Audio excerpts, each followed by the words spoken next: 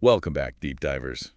Ready for another plunge into the, well, depths? Always. What do we got today? You know, you handed us a real head-scratcher this time. Excerpts from The Secret Doctrine, Vol. 3, it's called. Subtitles: The Lost Mysteries, Hidden Initiates, and the Occult Legacy of the Ages. Quite a mouthful, huh? Blavatsky never did shy away from a dramatic title.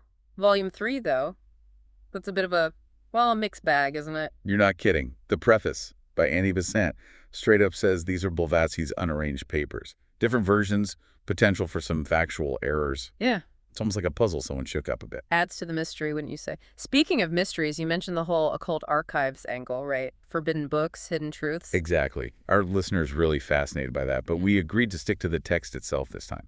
No spooky backstories, no adding to the drama. Right, just a straight deep dive into what the Secret Doctrine Vol. 3, as we have it, actually says. About ancient mysteries, about those initiates, who they were, what they knew, and the whole historical transmission of occult knowledge. A crash course in Blavatsky's. Less organized thoughts, maybe. So first thing that jumped out at me, secrecy. Why so much hush-hush around occult sciences? What's the deal with that? It's a question that comes up a lot, right? And the way it's presented here, it's not really about some elite club keeping things to themselves. More about, safeguarding the knowledge, making sure it's not misused. Section V, there's this analogy, handing explosives to children. That's what they like in giving occult knowledge to the unprepared too. Powerful stuff, potentially dangerous if not handled properly. So not just gatekeeping to the sake of it. The text mentions historical figures too, like Pythagoras. Right.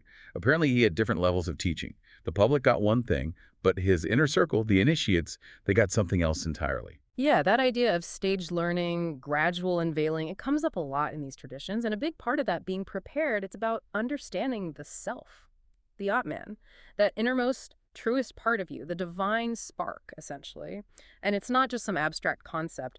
Recognizing that self, it's presented as the key to unlocking higher spiritual knowledge. Like Socrates, know thyself. Yeah, That's not just self-reflection, but a path to literally recognizing the God within. that's how it's presented here, yeah. And it gets even bolder with that line, ye are gods. So not just a spark, but the potential to become divine. Which then brings us to the whole question of what God even is, Yeah. right? Because they seem to make a distinction between, like, the personal God, the one we might pray to, and the monad.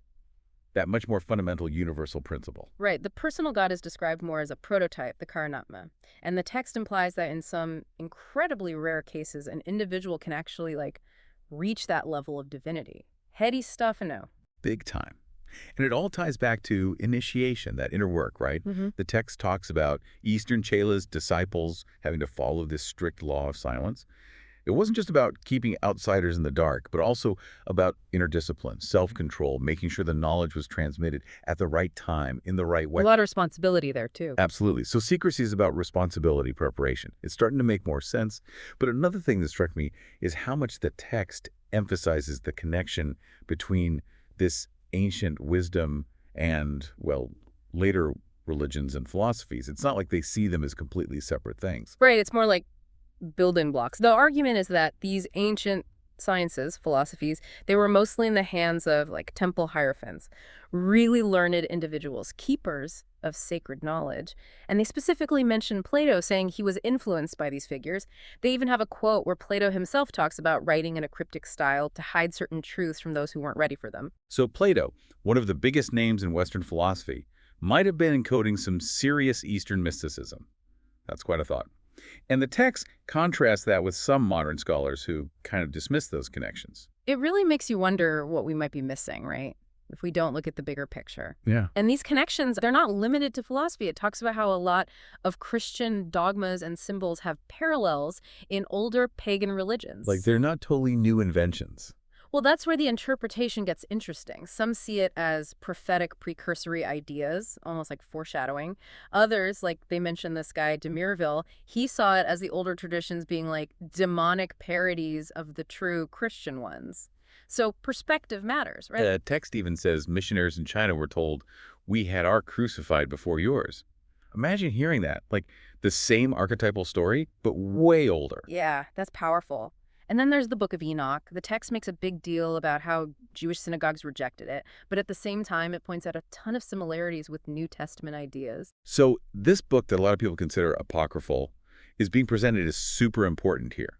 Like, it actually predates those biblical prophecies and lays out this whole history of humanity through the lens of the 5 root races, those massive evolutionary cycles they talk about. Definitely a key text for them.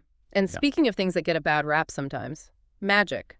You were interested in the mysteries. Well, the text tackles magic head on, and it's not just hocus pocus. Yeah, they seem to see white and black magic as like 2 sides of the same coin, fundamental forces in nature, creation and destruction, positive and negative. And it even suggests that magic is still around today, just maybe under different names, like magnetic influence or those intense religious experiences some people have. It's making me think about the power of suggestion, how certain rituals can have a huge emotional impact. So magic is more than just tricks. It's about tapping into something bigger. That's the idea. And what's really interesting is how much respect they have for ancient texts like the Hermetic works and again the Book of Enoch. They weren't just stories, but like practical manuals on magic and occultism. It doesn't matter that they're considered apocryphal now. Yeah, they talk about Thoth, the Egyptian god, or Hermes Trismegistus, as he's also known. That connection points to the age and authority of this tradition. Exactly. This wasn't just some fringe thing. And that brings us to symbolism, because you can't just read these texts at face value. Right. It's all about those hidden meanings, the layers beneath the surface. Even in systems like the Kabbalah, they warn against literal interpretations. The real knowledge is in deciphering the symbols, and they use Pythagoras and the Kabbalah as prime examples. We've all seen those Pythagorean symbols, right? The detractees, that triangle of dots, the triangle itself. Apparently, those go all the way back to India.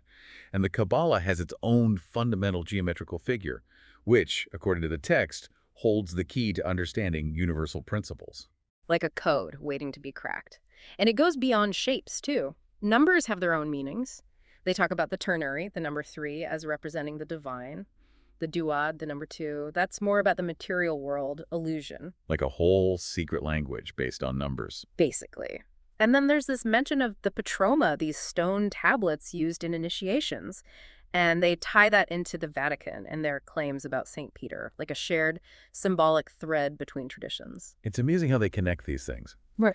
And the Tau, that Egyptian cross, it's presented as a symbol of eternal life, regeneration. All kinds of cultures used it way before Christianity. Eventually, it even made its way into Gnostic and early Christian symbolism. Shows you how these symbols can travel, evolve over time, Right. and you need that understanding of symbolism to even begin to grasp the ancient mysteries and initiations. That's another huge theme here. It talks about these transformative rites in Egypt, Eleusis, even traces in later European traditions. Not just performances, but actual, like, consciousness-altering experiences. They talk about the trial of the sun initiate, and they hint at the goals of these mysteries, which might have included things like communicating with, quote, invisible realms. Pretty intense stuff. And they describe the Egyptian initiation process in some detail. It involved trials, symbolic deaths, rebirths. The end goal was often becoming a Christophoros, a bearer of Christos, and receiving the sacred name IAAO. They draw parallels between these ancient rites and the teachings of Buddha, Indian ascetics too. Again, that idea of a unified secret doctrine underneath it all. A lot of these traditions, they have the sun as a central symbol, right? Not just the literal sun, but something more. Right. For the Egyptians, it was Osiris. It's called the Eye of Jupiter or Muz in other systems. But the text is careful to distinguish between the physical sun and its spiritual counterpart, the real source of light, energy, consciousness. They even talk about the menorah, the 7-branched candlestick, and how some people interpret it as representing planets or even hierarchies of angels. So much packed into these symbols. And speaking of multiple levels, the text also goes into the 7 principles in man. It's not just body and soul, right? Nope. Way more complex than that. Section XE2 gives us this whole framework for understanding the human being. 7 principles, mirroring 7 powers in nature and 7 hierarchies of being. There are different models of Vedanta koshas, Taraka Raja Yoga, but the basic idea is the same. We're like a microcosm of the universe. But if we have all these different selves, how are we still one being? The monad. It's like they're all emanations of that one spirit, and they only fully reunite at the end of these huge cosmic cycles. In the meantime, each principle has its own function, operating on different levels. Okay, so we're complex beings for sure. But then there's this wild idea about a purified ego, the astral and personal self of a super advanced adept being able to detach itself from the monad. And they do it not for selfish reasons, but out of compassion, to help others. They work to exhaust their own karma while helping others escape spiritual ignorance. Talk about selfless service, right? It makes you think about the nature of consciousness, what it means to be truly compassionate, and the sacrifices involved in reaching that level of spiritual evolution. It's pretty mind-blowing. And then they get into space. And again, it's not just the empty space we think of. No, it's the foundation of everything, the Yeah. one eternal root, the source of all that is. It's where all those natural forces, all those invisible beings are playing out their roles. It's basically synonymous with the universe itself, but not just matter. Energy, spirit as we know them, more like the anima mundi, the world's soul, full of consciousness and potential. So space is alive, active, fundamental, not just a void. Which leads us to another concept that often gets misunderstood: annihilation, nirvana in Buddhist philosophy. Section X7 tackles that head on. They say it's not about the spirit ceasing to exist, but about the dissolution of matter, transcending illusion. Everything with form is temporary. Nirvana is escaping those forms and realizing the true, unchanging reality of pure spirit. Liberation, not destruction. It's more like shedding limitations, waking up to something bigger. They even tie that into Pythagorean philosophy about the nature of spirit, another cross-cultural connection. Speaking of connections, they talk about the Book of Jian as this incredibly important text. It's like the commentary on the 7 secret folios of Kyute, the foundation of the secret doctrine. Like an ancient wisdom code. And then there's this surprising link to human biology, the pineal gland. In Eastern occultism, it's the divine eye, the davaksha. It's not just a physical organ, but something connected to higher consciousness, even genius. The physical and the metaphysical, all tied together.